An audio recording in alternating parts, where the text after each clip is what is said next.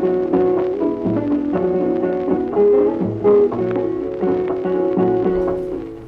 guys, it's Jesse here from pentuner.com. Today I have a pen from my personal collection that I want to show to you. This is a Parker 51. It's an extremely popular pen that possibly may have outsold any other pen during the time while the Parker 51 was in production. This particular pen I purchased from Ernesto Soler, and I apologize if I'm pronouncing that wrong, from Parker51.com.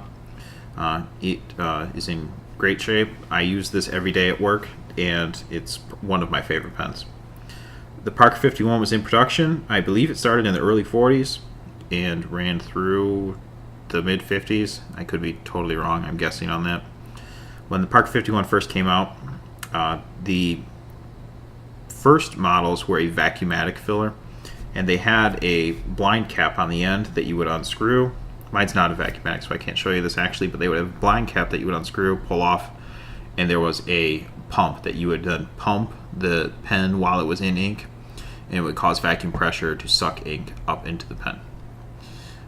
Later, they were having a lot of problems with the vacuumatic fillers. They were breaking down, and they later switched to an Aerometric filler, which is really just a fancy name for a squeeze filler. So when you open this pen here, and it's a slip cap, so it just pulls right off. And when you open the pen, you can see that there is a ribbed bar in here and a sack in there. And you just push down on the bar, which I'm not going to do because this pen is full of ink, and it will expel all of the air, put it in a new bottle of ink and let go, and the vacuum pressure will then suck up ink into the sack. Now, one of the interesting features about the Parker 51 is that at the time, a lot of the inks that specifically the Parker ink that they were producing, I believe it was called Parker Superchrome, it was very acidic ink. And the customers that were using the ink in their Parker pens were finding that the sacks would deteriorate and they would liquefy in their pens. The sacks would completely deteriorate and be destroyed by this acidic Superchrome ink. So what Parker did was instead of changing the formula of the ink, which they did do eventually, but not at first, instead of changing the formula of the ink, they changed the formula of their sack to withstand the Superchrome ink. So the Parker 51, both in the vacuumatic and in the Aerometric, I believe, came with this is not a rubber sack. Mine is stained and it looks black now, but when this sack is brand new, it's clear. And they call it a ply glass sack. It's PLI glass sack. And I believe it's made out of PVC. So this is a very resistive sack to any ink, really. The modern inks made today, even iron gall inks or a lot of the Noodler's inks, the very corrosive inks made today are nowhere near what the original Parker Superchrome was like. And part of the reason I love this pen is that it is so resistive that I can put any ink I want into this and I really don't have to worry about it. In fact, I have it loaded with Diamine Registrars right now. It's an iron gall ink. It's one of my favorite inks. It dries very well on cheap paper. Can use it at work with no problem.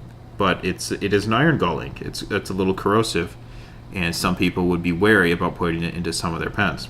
Don't have to worry about that with the Parker 51 and their ply glass sack. So anyway, here's the dimensions of the pen. This is what the Parker 51 looks like. Here's a Lamy or Lamy Safari. Put it next to that. And here's a Pilot or a Namiki Falcon. Just to give you a point of reference for the size of the Parker 51. So the Parker 51 is pretty comfortable to use either posted or unposted. I prefer to write with it unposted. I am a guy, I have guy hands, but they're not the largest in the world. So you can see that the pen does fit in my hand just barely. If this were a little bit shorter, I would probably have to post it. But again, even posting the pen is not really an issue. It's pretty comfortable to use. I tend to write with very light pressure, so I think posted, it makes the pen a little too heavy. But I know a lot of people like to write with they prefer heavier pens and they write with heavier pressure. They would like this posted. But not for me. I go unposted. Interesting feature of the Parker 51 that I'm sure everyone knows The nib is a hooded design, which kind of hides most of the nib and feed inside this shroud at the end of the pen.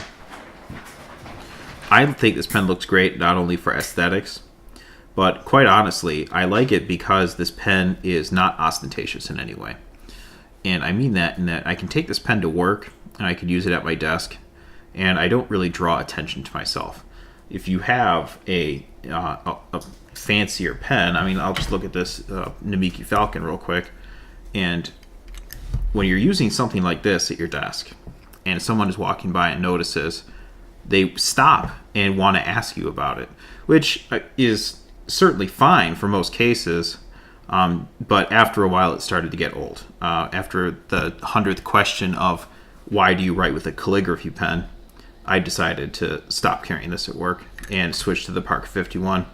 It's not noticeable. I can use it without being interrogated about my pen choice.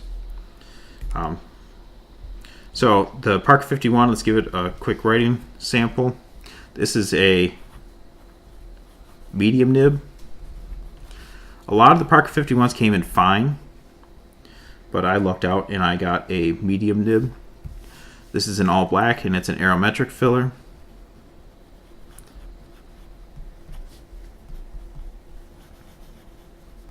I have this loaded with Diamine Registrars.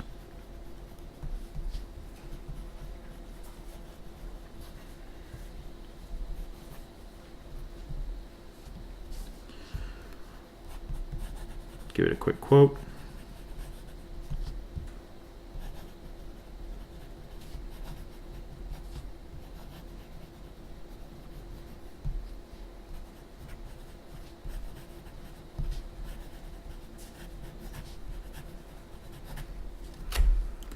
So the ink is not, or the flow of the pen is not super wet. It's kind of on the drier side, but tying that in with the Registrars being in an iron gall ink and this being a work pen, those are benefits because I can write with this on very cheap paper.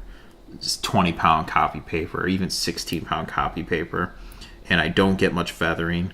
I can take notes on anything that I print out of the copier at work, and it works very well. I love that it's a slip cap.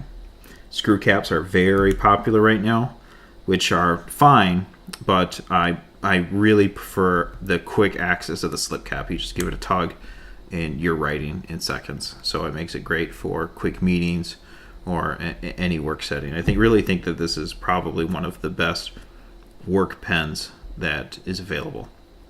So this is the Parker 51. Check out my website, pentuner.com. This one's for my personal collection. It's not for sale, but there might be one on the website later. Check it out. Thanks, guys. See you next time.